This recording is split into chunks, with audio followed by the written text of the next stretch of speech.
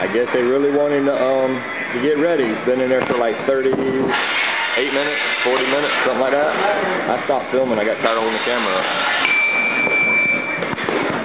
Non-stop. No breaks when the buzzer goes.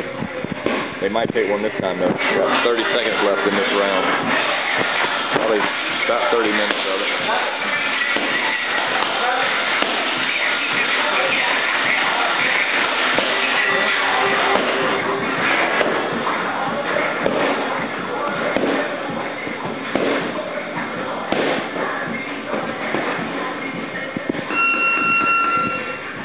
Nope, no break.